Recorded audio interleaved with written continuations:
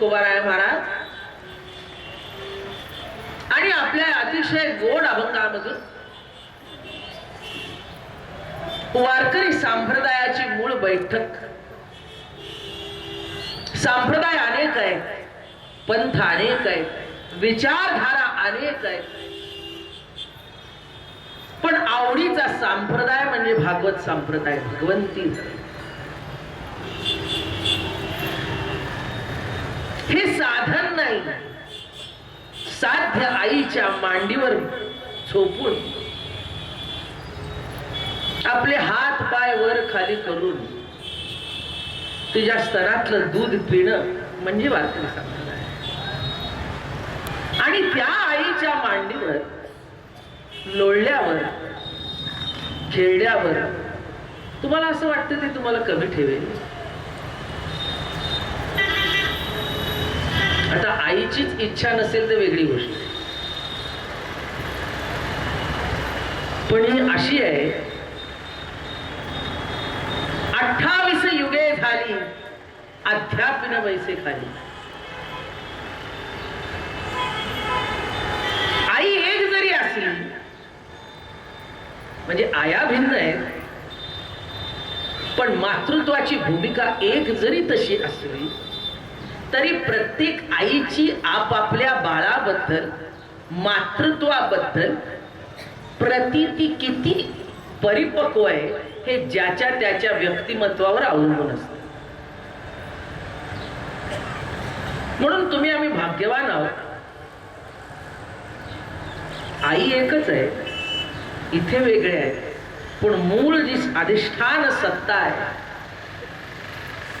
त्या मातृत्वाचा पाझर वैशिष्ट्यपूर्ण पद्धतीने असा दुथडी जिथे वाहत आहे, त्याचा प्रेमाचा प्रसव तुमच्या आमच्यापर्यंत निश्चिंततेने पोचत आहे. तो फक्त इथे आपण येऊन उपभोगायचा. म्हणून काय बोलावं कळत नाही, इतकी जोरदार कीर्तन झालेली आहे. त्याच्यानंतर आमचा तुम्ही सांगा, कालच्या कीर्तन इतकं जोरदार झाल्यानंतर आम्ही काय कीर्तन करणार? पण कीर्तन करायचंच नाही, त्यांनी कीर्तन करायचं, आम्ही मांडीवर लोळायचं. म्हणून मी कीर्तन करण्याच्या कधीही भानगडीत पडलेली नाही. कळलं की नाही? कीर्तन करायच्या भानगडीत पडणं की अभ्यास आला. तुम्ही किती विचारपूर्वक बोलताही आले, इकडे तिकडे चुका बिका काढायला लोक बसलेलेच असतात, पण मांडीवर आईच्या आहे म्हटल्यावर हागलं तरी ती काढते हो. हे लक्षात घ्या, आपल्याच लक्षात येत नाही काय संप्रदाय आहे ते. म्हणून नडीचा संप्रदाय वेगळा, सवडीचा वेगळा आणि आवडीचा वेगळा. आपल्या भूमिकेप्रमाणे मत माणसं मांडतात. कोण म्हणत असेल आमची आई ना बाबा अशीच आहे, कोण म्हणेल नाही रे माझी आई ना काय सांगायचं, कोण म्हणेल आमचा बाप आईसारखा आहे पण आमची आई ना. पण इथे आहे हा मायबाप आहे, दोन्हीचं एकत्रीकरण करून आलेलं आहे. नवे नवे हे विश्व जे प्रसवलेलं आहे त्या एका सत्तेतूनच दोन भाग होऊन प्रगट झालेले आहे. कधी कडक व्हावं लागतं, कधी मवाळ व्हावं लागतं. सततच तुम्ही कडक होऊन चालतं का? आणि सततच मवाळ होऊन चालतं का? मवाळ झालं तर हातातून मूल जाईल, आणि उलट सांगते कडक झाला तरी हातातून मूल जाईल. पण माझा एक आवडीचा दृष्टांत आहे, मूर्ती घडवण्याचा दृष्टांत आपण नेहमी देतो. मूर्ती घडवताना पहिले कपचे तणके असतात, रट्टे येतो, पण जसं जसं मूर्तीच्या कान नाक डोळे गाल भाव इथे येतो की नाही, पहिला मोठा हातडा असतो. पण जसे जसे तुम्ही डोळ्याच्या जवळ येता, कानाच्या जवळ येता, गालाच्या नाकाच्या जवळ येता, त्यावेळेला त्या पद्धतीचीच बारीक सूक्ष्म हातोडी वापरावी लागते. आणि अति घडवायला गेला आणि नाकाचा शेंडा जर का उडला तर ती मूर्ती कोणीही घेत नसतं. म्हणून आई वडिलांनी मुलांना घडवताना कसं घडवावं याचा सुद्धा विचार करा. मूर्ती घडलीच पाहिजे. तुम्ही म्हणाला आमची आती लाडा, मी कसं बोलावं, मग मरा. आणि अति काळजीपोटी सततच बोलायला गेलं तरी अवघड आहे. म्हणून विठू हा माय बाप आहे. राम अवतार दिला होता, कृष्ण अवतार असा तुफान होता, कापूनही काढलं, लीलाही केली, प्रेमही दर्शवलं, शेवटी गीताही सांगितली. आणि या सर्वांचं एकत्रीकरण ज्या अवतारात आलं, माझी विठ्ठल माऊली प्रेम पान्हा पान्हा कुरवाळोनी लाविस्थनी नवजे दुरी.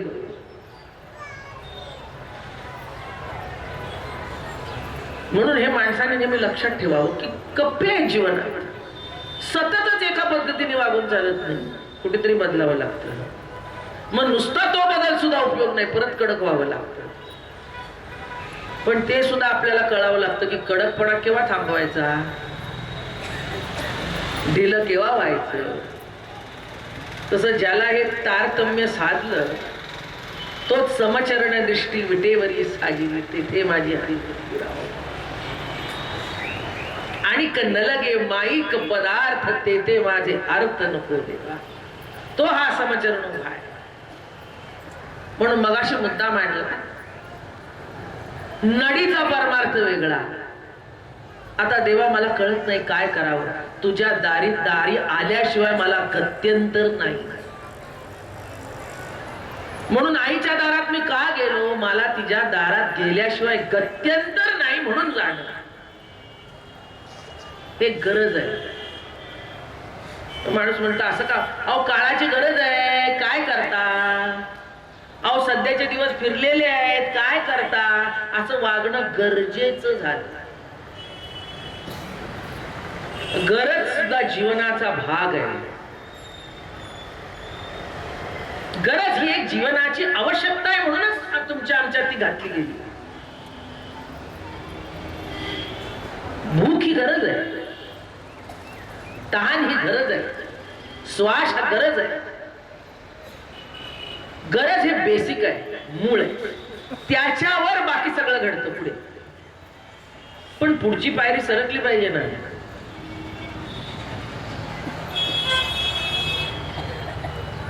बायको ही गरज असते, पण गरज राहू नये.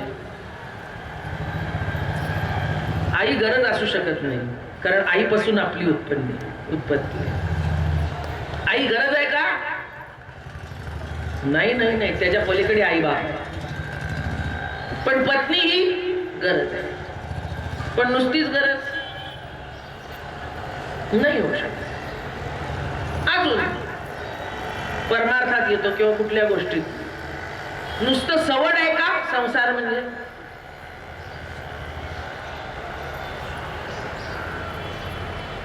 परमार्थ म्हणजे सवड आहे? अहो तुम्ही गेला का वारीला, बघू जमतं का नाही. नातेवाईकाकडे गेला का, बघू आता काय करता, ते आमच्याकडे आले म्हणून आम्हाला त्यांच्याकडे जाणं भाग आहे. मग माणसं शब्द वापरतात. लग्नाला जाणं सुद्धा हा व्यवहार आहे, ते आपल्याकडे आले म्हणजे आम्ही सुद्धा त्यांच्याकडे जावं. म्हणजे माझ्या हे कधी डोक्यात बसलं नव्हतं, पण लग्नाची यादी असते. आता सुद्धा डोक्यात बसलेलं नाही, पण जग रीत आहे म्हणून थोडस इकडे तिकडे केलं जातं. काय यादीत असतं, कोणी कोणी काय काय आहेर दिला हे टिपलं जातं, आणि ते आहेर टिपून जितकं त्याने दिलं तितकंच त्याला परत द्यायचं.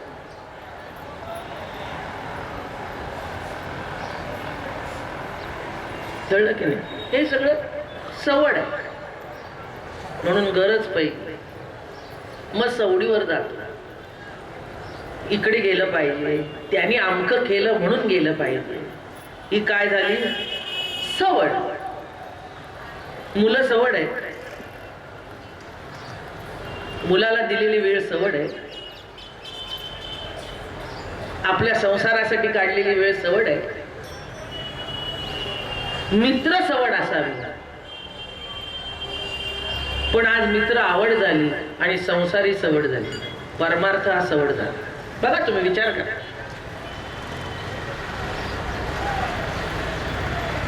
आज जग मित्राचं जितकं ऐकतं तितकं आई वडिलाचं कोणी ऐकत. हा सत्य परिस्थिती आहे. आणि शेवट आवड आहे.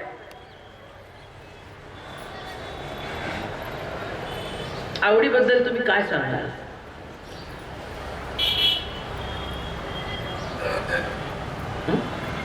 एखादा खाण्याचा पदार्थ आहे, द्वादशी आहे, मगाशीच उठल्या म्हणजे अंधार होता, मी नुकतीच आंघोळ करून आलेली होती, महाराज झोपले होते म्हणून लाईट बंद ठेवली. त्या अंधारात कोणतरी मला विचारलेलं, नाश्ता काय करायचा?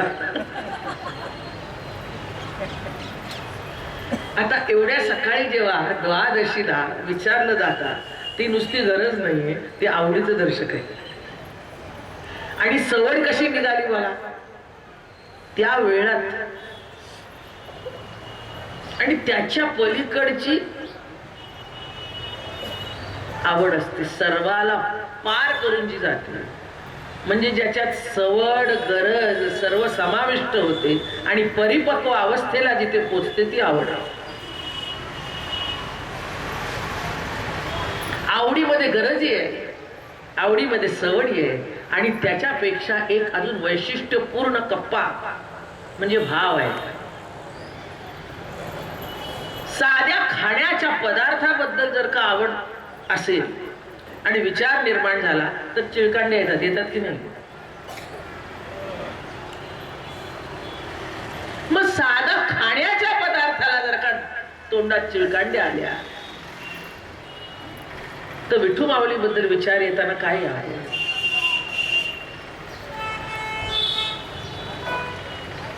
कळलं की नाही? जेणे हा जीव दिला दान, तयाचे करीन चिंतन, जगत जीवन नारायण गायन गुण तयाचे. काय करावं जन्माला येऊ? जो कशासाठी जन्माला आला? देवाची सवड नव्हती, देवाची नुसती गरज नव्हती, तर देवाची आवड होती, म्हणून गरजही त्याच्यात आहे, सवडी होती. निर्गुण आकार झाला गुणवंत. काय निर्गुण आकार, पण तो सगुण साकार होऊन आला. कशासाठी आला? एकलेन कंठवे म्हणून या येणे केली निर्माण 14 भुवन. चंद्र सूर्य तारांगणे भूत भौतिके भिन्न भिन्न हो. काय काय केलं नाही आपल्या मुलासाठी. आणि पुढचा शब्द पण मी घेणार, आपल्या मुलीसाठी. आई वडील झटतात आणि त्या मुलीला त्या मुलाला काहीही कमी पडू नये म्हणून रात्रंदिवस कष्ट करतात. का कष्ट करतात? आपण वापरत नाही पण त्याला देतात. का करतात? मूल हे सवड नाही, मूल हे गरज नाही. मूल ही गरज आहे, मुलासाठी सवड आवश्यक आहे, पण मूल ही गरज नाही, मूल ही सवड नाही, मूल ही आवड आहे. आपुलीच आवडी धरून खेळी आप आपणा ते व्याले. आरूप होते ते रूपासी आले, जीव शिव नाम फावले रे. ऐक खेळिया तुझ सांगतो ऐसे, जाणून खेळ खेळले. आपुलीच आवडी म्हणून मुलाकडे बघितल्यावर बरं का वाटतं, मुलीकडे बघितल्यावर बरं का वाटतं? आपुलीच आवड.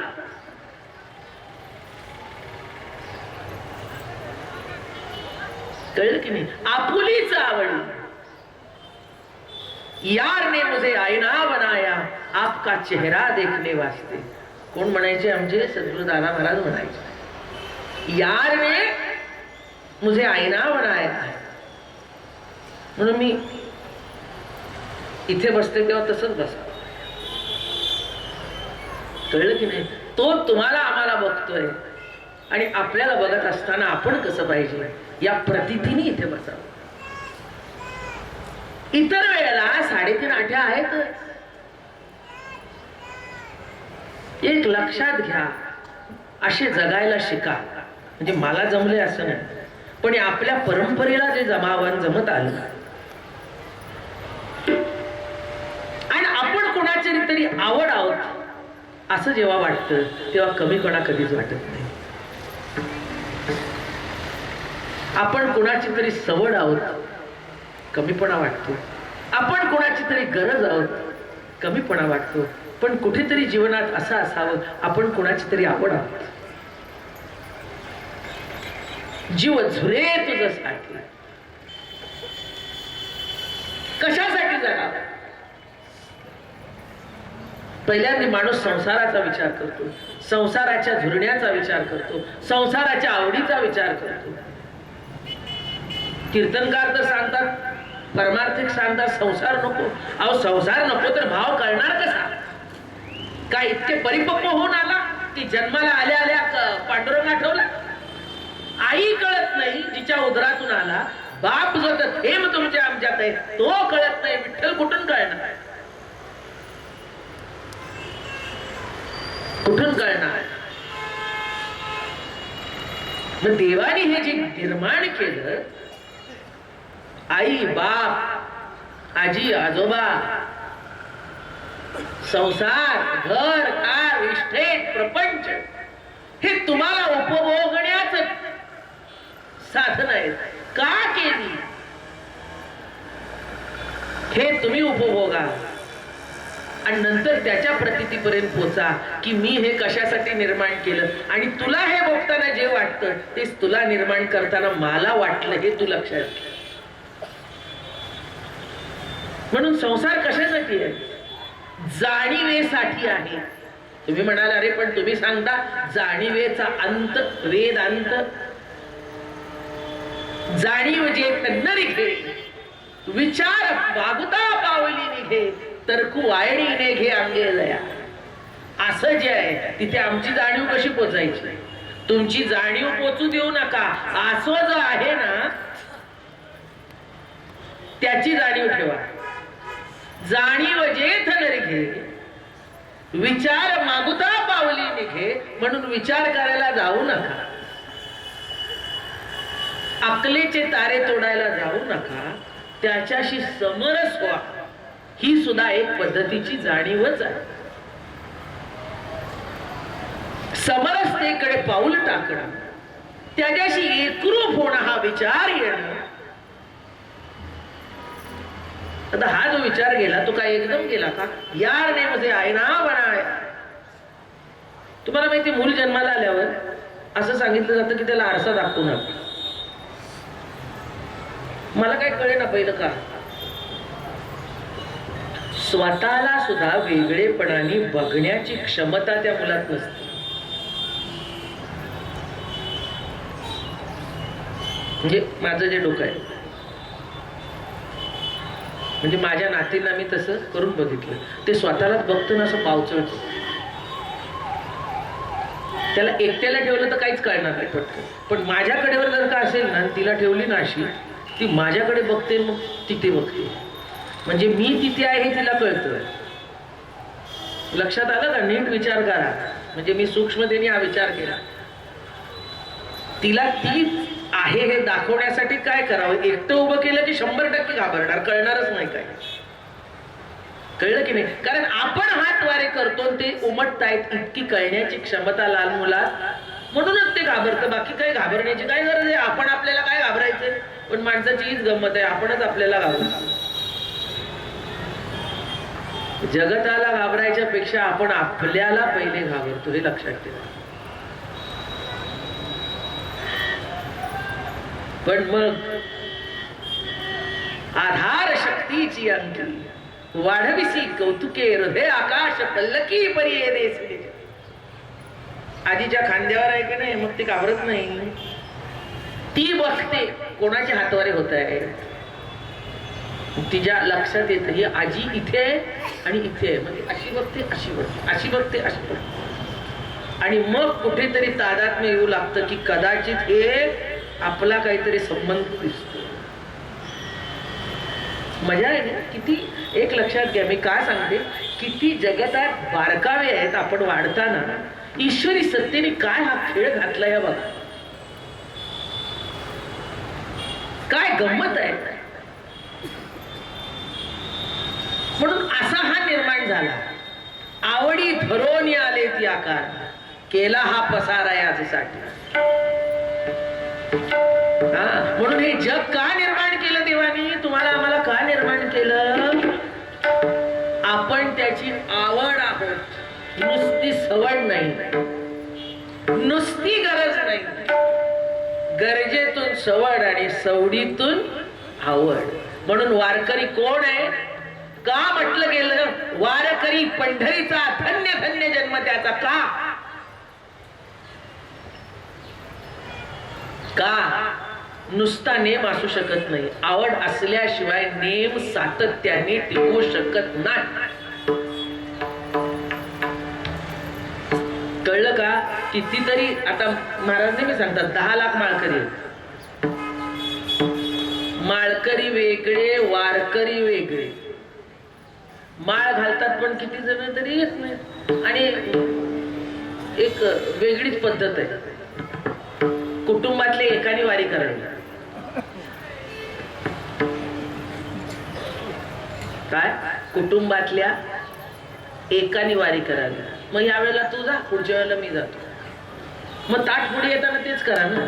या वेळेला तू जेव, सकाळी मी जेव, संध्याकाळी तू जेव.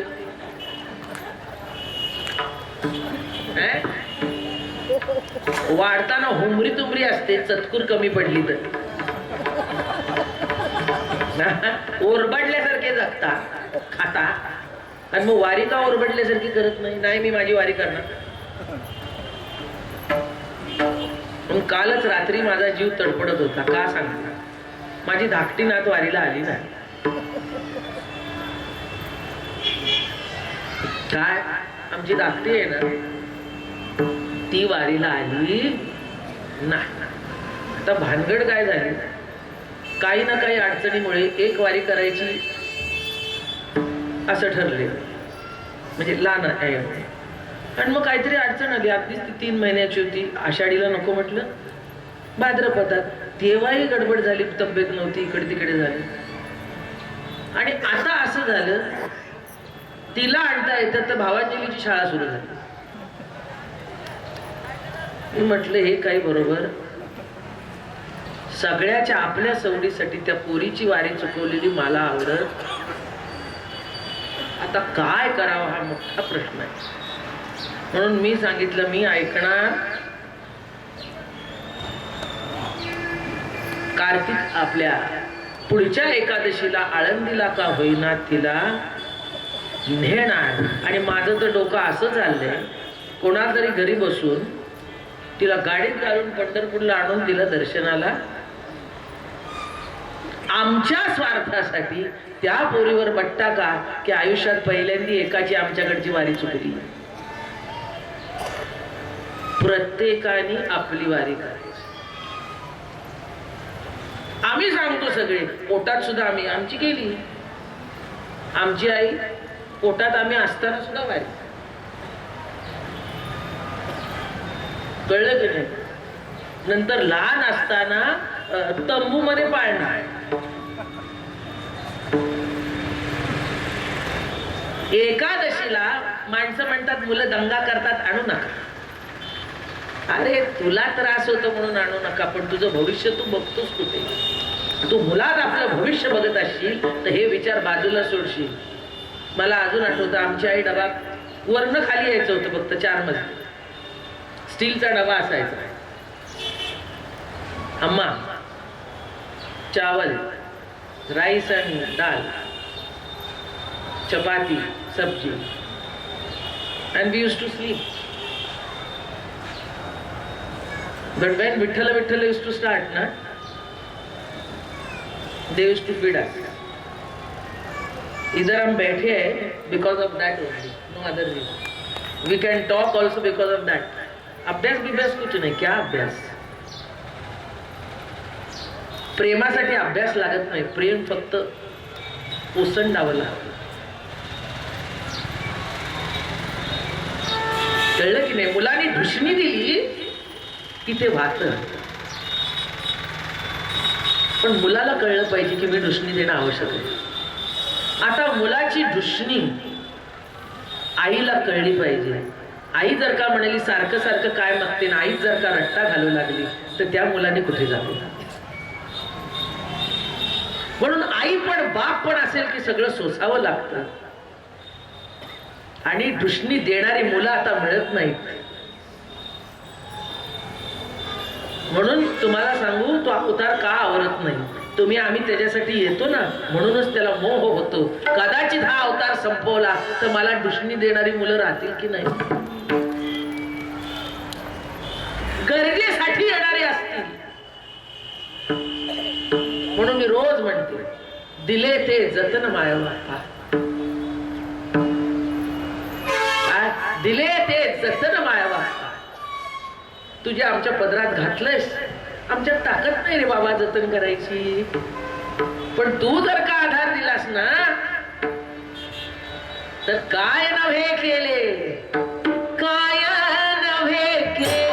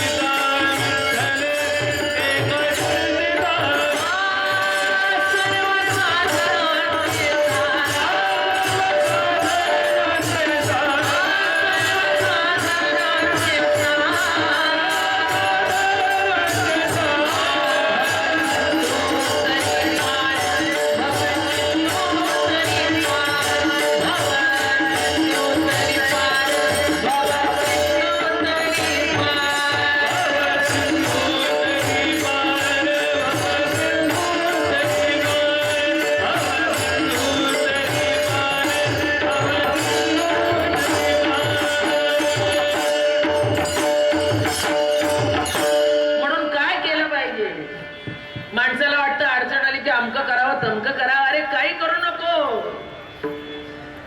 हरी तुझे नाम गाई नाख. मला ते प्रत्येक संतांमध्ये किंवा महात्म्यामध्ये चांगलं काहीतरी असतं, त्याशिवाय होत नाही. म्हणून ते साईबाबाचं मला खूप आवडतं, श्रद्धा और सबुरी. कळलं का? तुम्ही म्हणाल आमची श्रद्धा आहे तरी असं का होत नाही. जसं